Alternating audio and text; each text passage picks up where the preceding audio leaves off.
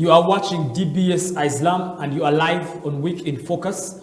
And I'm telling you, this is the platform that actually audits all Islamic events worldwide. My name is Shadrach Shagaf Kisame, and of course I'm joined by none other than Ashaba Hajara, who has actually set herself on a high pedestal to analyze, research, and also shed a floodlight on these Islamic events. But in Pakistan, former Prime Minister Imran Khan was impeached. What led to that and the consequences, all that we're going to be finding out. And then also the new Prime Minister, Shehbaz Sharif, is he a good replacement? Will there be light at the end of the tunnel? But coming back, the African Union was called upon by Zelensky of Ukraine. What is the call about? Will they reply? We shall be finding out. But also the Muslims in Uganda, the factions in Chibuli and Old Kampala reconciled after the president actually called up on them. Was it necessary? Was President Yoweri Museveni their savior? Or they could have done it by themselves? Shall we hear bickering later on? All that in tonight's Week in Focus. Don't go away. Let's see what Nana Cakes has in store. Then we come back and dive deep in the Islam world.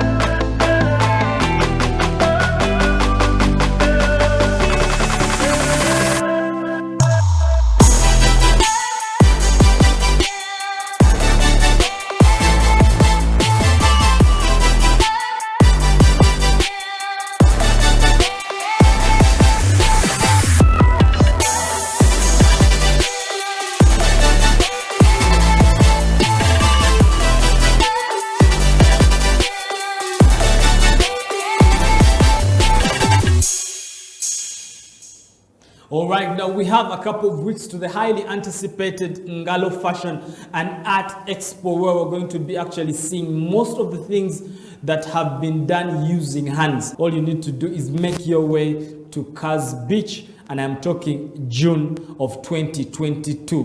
Ashaba Hajara, your man was finally impeached,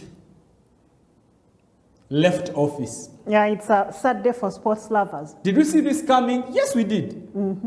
Yeah, the whole of last week we had an embroilment of will there be the vote of no confidence? Will there not be? Will the speaker save him? And because initially they refused to have the vote orchestrated in Parliament, they had to go to the Supreme Court first, and the Supreme Court ordered, no, you go back and have the vote. And eventually we saw him losing by 4 votes. I am telling you. Yeah. Before we even talk about Sharif, who is now the current premier, let's just talk about Imran Khan. What led to this? Was it really necessary? Did it have to end up into impeachment? Pakistan got their independence in 1947. It used to be Indo-Pakistani, Indian-Pakistan. They got independence in 1947. Since then, no single prime minister of theirs has ever completed a first term. None. Yeah, so if you have the 22nd, 23rd prime minister in Imran Khan, and you expect them to go beyond that, then it would be expecting too much. But then Imran Khan sort of incurred the wrath of the West because he started criticizing the West. That's number one. Number two, in Pakistan, just like most of the developing world, you cannot hold power unless you have the backing of the military. He had that in 2018 when he was coming to power, but he fell out of favor with the military. And there is no way he was just going to survive. And if you are to leave those aside, he's been dealing with Russia. He met with Putin the day that Russia attacked Ukraine. You know how the rest of the powerful world has been responding to that. And then he's been in bed with China for the past 3-4 years that he's been holding power. And then the final one, the inflation that is biting into the rest of the world, did not spare Pakistan. So even if the people of Pakistan were to look at all this that is happening and they say, no, it is the West that is orchestrating a coup, no, it is the military that is not backing him. If you look at the price of fuel, if you look at the price of basic commodities in the country, there is no way a country that has a precedent like Pakistan with sacking prime ministers, there is no way he was going to survive. So is it because you have broken down reasons to why he deserved the impeachment, but is it the history in itself, the fact that all these 20 prime ministers that have never finished their first term, is the history a stronghold to every premier who enters office? Of course, Shadrach, if say you take over power in a country like Uganda, and you know that no one has ever come by the will of people and left by the will of the people. When you come and you're presiding over a country like Uganda, say Museveni, you need to learn that, and you ask yourself the question, how do I hold on to power? How do I sustain myself through power more than Obote and Amin did, because those are the people that led for the longest time. So what do? Have a pseudo-democracy. Let the people think they have a voice, let them think they are voting, and rig the process according to how you want it rigged. I don't want this to slide in real quick. Does Uganda have a pseudo-democracy or real democracy? Do you think we are democratic? No, we are not. Let's continue with Imran Khan. So Imran Khan had one lesson. How do I go beyond the first term? Thinking that he could defy the military, being in bed with Russia and China were the second pair of mistakes, because there is a history that no Pakistani prime minister has ever done a full term. So when you come to the politics, you've been there for 2 years, you have not figured out a way to juggle the power dynamics to know that the 20, 21, 22 predecessors that you have, what they failed to juggle through. So how about you go beyond the first term? You first learn how you can get rid of the military, minus it being a cost to you holding power. He rushed to think that he was a titan. He rushed to do that. He rushed to change the establishment, and it was a mistake. Where do we see Imran Khan after this? I'm going to give you an example of the predecessor, Imran Khan's immediate predecessor, Nawaz Sharif. He is the brother to the current prime minister, Shehbaz Sharif. Nawaz Sharif was dethroned, and we had corruption charges being thrown against him. Right now, he's in London. So they try him in absentia. So he's in exile? Yes. Imran Khan, we are already seeing Pakistanis, those that support him, they are on the streets. His party, the political party, they resigned from the National Assembly.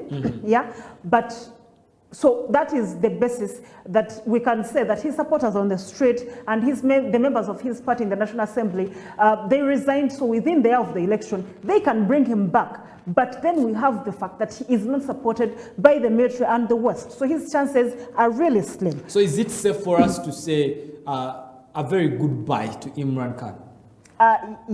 If you can accompany it with prayers, because there is no guarantee that he won't have treason and corruption charges being leveled against him. Already we are hearing that corruption charges, and I think treason, he's being charged of corruption at the moment. The treason charges are in the corridors. The news are in the corridors. But yes, these people have the capacity to throw him in jail because they already stopped him from leaving the country.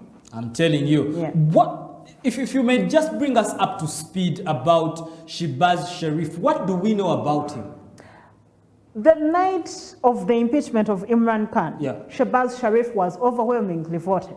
And what he said was, there is nothing more we can do, but we're not going to lose hope. Now, that is a statement that he made that caught my attention. That means there is nothing you can expect. First of all, you're dealing with someone that thinks that the brother was unfairly impeached.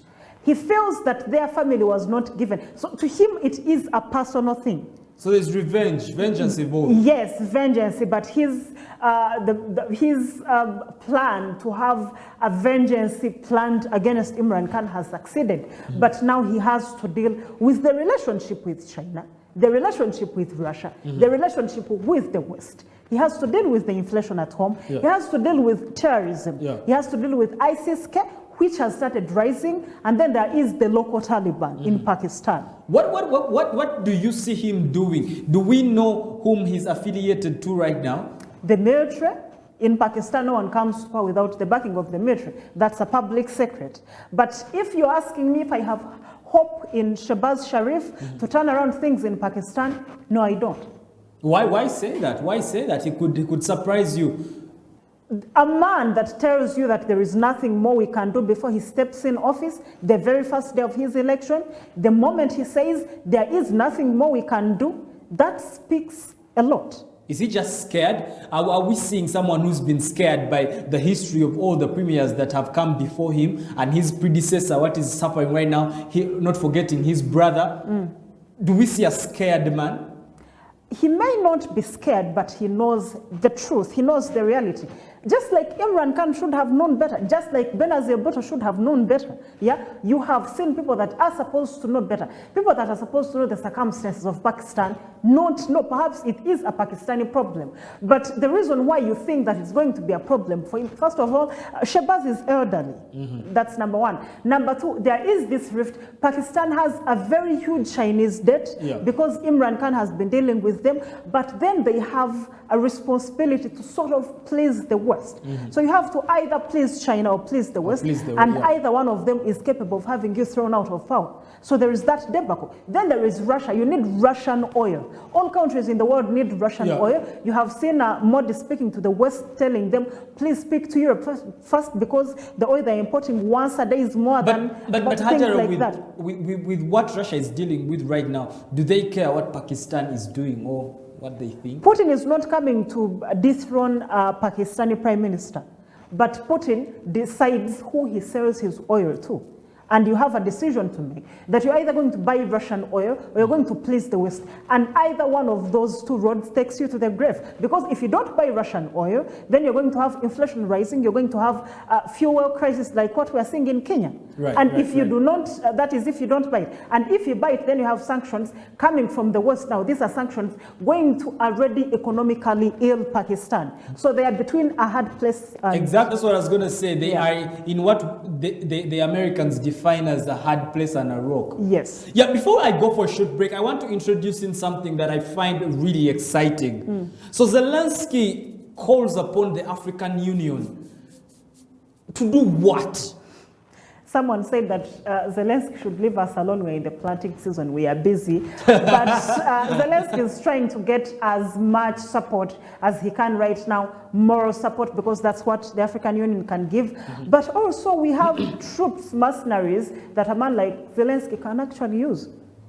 Troops, like, do we even have enough? From who? From Uganda? Can you guys borrow him a few guys? We have men in DRC, we have men in Somalia, we have men in Central African Republic. We have quite enough, and we could use the money. Let's just talk about what the African Union could do. Do you think they'll pick up the call and we'll see something happening? It is Zelensky. He is being supported by the West. So yes, the African Union can pick the call. Picking the call is one thing. Implementing or listening and accepting what the person on the other end of the call wants is a completely different thing. I want us after the break to discuss more of the history between Africa and Ukraine. But do not go away. And I'm also telling you that Ngalo is coming up in June. So you better sit back, relax, barely lean forward, or even stand up, because for art people, this is your day to go.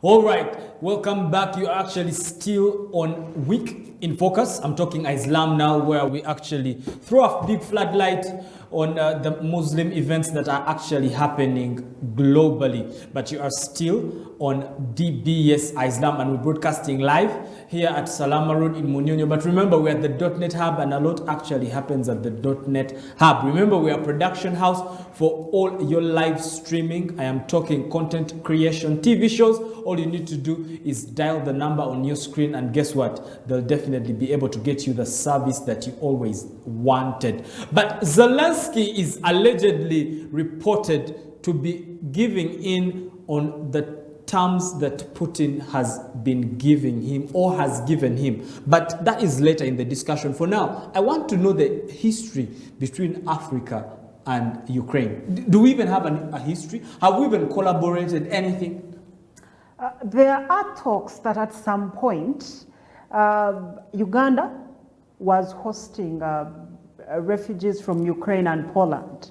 Those are neighbors. So that's the bit of history. I've never seen a Ukrainian. Has anyone, can anyone tell me, can any Uganda come out boldly and say, you saw a Ukrainian walking on the road? Shadrach, there we are talking 1940. Yes. because nobody can come out boldly and tell me, Shadrach, I saw a Ukrainian on Kampala Road. No, but Europe has been stable for the better part of the past 60, 70 years. Mm-hmm. But when you're discussing 1933, because we are talking Hitler times, 1933 to 1945, those were extremely turbulent times for Europe. But also for Eastern Europe, things were actually bad until 1991 with the dissolution of the USSR. And then it gets worse for countries that were part of former Yugoslavia. Yeah. We are talking Bosnia and Herzegovina, Serbia, we are talking Kosovo, countries that were in that small alliance. Yeah? Things were bad until 1996. You're seeing the massacre, the genocide in Bosnia in 1996-97. So did then refugees run to Africa? Did we see because of that? No, we have them earlier in the 40s. Yeah, but Uganda is said, because we're under the British, yeah, Uganda is said to have hosted Polish and Ukrainian refugees. So where does Zelensky get the authority or the audacity? Some people want to say the balls to call on the African Union. Why should I help you? Normally, people call on the international community not based on what we have done for them in the past, but because someone is in need. Yeah, Zelensky can use all the help in the world, and the only people he has not called upon to help are basically Africans, because he already asked the Russians to help. I'm telling you. But before we wind up this discussion, Putin has set terms. What are they? Putin says that Ukraine has to surrender Donbas, that's the eastern region that has Luhansk and Donetsk, and then Ukraine has to guarantee that they won't join the European Union and NATO. Yeah, those are some of the actual basic conditions that Putin has been giving them. Do you see Zelensky settling on sitting down with Putin? They have been sitting in Belarus. Have they met? Not the two of them. They have been sending delegations. But at some point when it really requires, because Putin can gain from this, he is losing a lot given the sanctions, and even the war, he's losing resources. And this is a war that may really not end, so he can use the sitting. But at the same time, Zelensky needs this the more, because this is a war that Ukraine won't end even if it takes 100 years. And they have a lot of reconstruction to do. So they may both need to sit on the same table at some point. And I think we have to count on Lukashenko to be the one to order for this to happen, or for some reason, arrange it. Don't you think history is actually going to repeat itself if Zelensky sits down and agrees to these terms? Because guess what? They take the eastern part, Zelensky or any former president, any future president who will come in power will get the West, gear up, strengthen to go and rescue the part that was taken from them. If there is one thing we have learned from this war, is that the West is not going after Russia. Other than sanctions, there is nothing they can do. But it would be a bad precedent for Ukraine, because Putin is not going to step down. Ukraine has democracy we are talking electoral democracy, of terms one can step down after 4 years, and they have orchestrated revolutions in the past. So at least we know that for Ukraine, Zelensky is going to step down at some point. But you know, Putin is not going anywhere. At a time when Putin was supposed to step down in 2008, he had Medvedev coming in and being president for the next 2 terms, and then Putin coming in. And then he's planning on orchestrating something in the constitution that lets him do it the Museveni way, be a president for life. But then it means that the conflict is going to stay on the Russian side, because if they agree, Now, if Ukraine says, okay, we're going to give you Luhansk and Donetsk, Putin is going to sit there for the next, 6 years? Because if you look at the time frame between the time that Russia took over Crimea and when they came for the Donbas region, it's 8 years, 2014, 2022. Those are 8 years. So Putin may, if they agree to this, Putin will have a guarantee that aggression from the West won't be there. And Ukraine is going to guarantee neutrality of not joining either the European Union or the NATO. So that means that after the next 8 or 10 years, Putin can come back and say, so last time you gave us Crimea and the Donbas region. So now give us Kyiv. Yeah, now we want 3/4 of Ukraine. And since there will be a precedent of fighting and losing and giving up, Ukraine may not have much to resist for. I am telling you, when we start talking about the man who says when you push him into a corner, he will jump, stories of that man do not end. But coming back locally, President Yoweri Kaguta Museveni sat down with the two factions, the Chibuli and Old Kampala, and settled the dispute calmly, quietly, quick, and fast. Did they need the president to first go there? No. Couldn't they settle it like adults? The president didn't have to partake in the Islamic affairs, but if they asked you one simple reason why no institution works in Uganda, it's because we have a patronage syndrome. You have a president that is both the problem and the solution. So that's how we get here. So how does Museveni have anything to do with what has been happening between Chibuli and Old Kampala? You look at the reasons why this fight had to come in to begin with. It's because one person sat somewhere and thought they had the authority big enough to get Islamic land, property, and give it to Drake Lubega. So then there arose disagreements of why would you do this, who gave government the authority to orchestrate such a thing, and then we had two factions. You want us to blame who? I don't think it's fair enough for everything to blame the president, because, I mean, these are two faith-based institutions. Hey, I just blamed Imran Khan for the issues in Pakistan. So we are not blaming everything on Museveni. When a man attempts to control every single fact, every single department, every single party and meeting in the country, there is no way you're going to say that Muslims have been bickering for 20 years and the president is not responsible.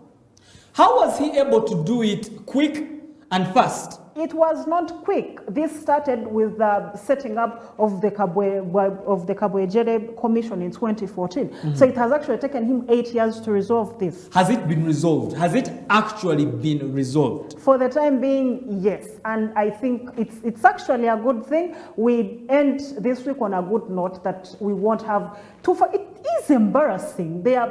Both factions are Muslim. So you look at them and you're fighting because of property. At that point, you get property and you elevate it beyond what Islam teaches. And to say the least, embarrassing. So we are ending this week on a good note that we won't have that bickering happening. On a skepticism note, just a sit down with the president can end a feud that has been around for 8 years. Don't you think it's too late? People have moved on so much in grievances that they can't come back. But have they?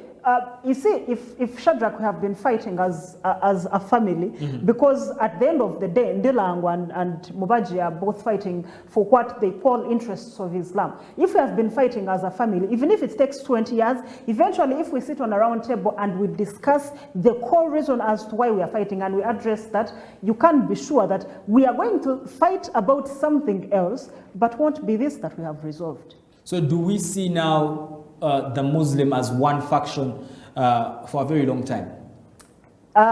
It may be for the time being.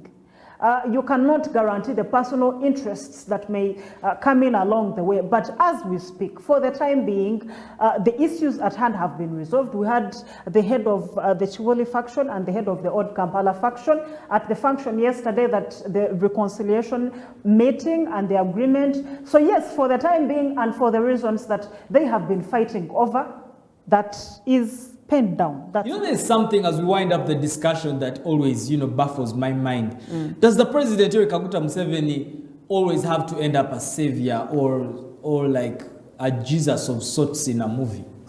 because Museveni likes playing the part of Jesus. You see, what we avoid discussing in this country is that we have a head of state that has our politics are patronage-based. Yeah, Museveni is like a patron. That is, and it's not accidental, it is intended. They tell you that from 1986 to around the 2000s, you couldn't get Museveni to chair a district meeting or something, an event, Women's Day, Labor Day, as long as it didn't require the attention of the head of state. But as time went by and power of the state stabilized, then he had the luxury. He can compartmentalize, he can patronize whatever he wants. So at the end of the day, everyone in the country needs the president. I think it gives him some sort of relief to know that the Muslims need me to settle their affairs, the Catholics need me at the end of the day, the Pentecostals need me. After all, those ones know that they exist because I exist. I'm telling you. We have a head of state that thrives on patronage. All right, it is a wrap, Hajara. I'm going to give you a couple of seconds as our time is spent for you to take your parting shots as we wind up tonight's discussion. The Muslims are fasting and the Christians are fasting. I commend those that have been doing the hard job. By the way, Shadrach can't do it. So to those that are doing it, very proud of you. And we have a lot to learn from what happened yesterday with the Muslims coming together. How about we use times like these to reconcile our differences, to do what is better for humanity. And we send out prayers to people in Yemen, Palestine, countries like Ukraine, countries like Russia, where people are starving and are being killed by the different fighting factions. All right. Now, I would like to say a very big congratulations to the Muslim fraternity in Uganda in this holy month of Ramadan for setting aside your differences and doing like the faith actually tells you to do. That was a big step. Now we can actually see the Muslim fraternity moving forward, and we see development as it moves on. But for tonight's Week in Focus, I would like to say good night, good luck. But remember, Ngalo is coming up in June. You have to sit back as you wait. For now, adios.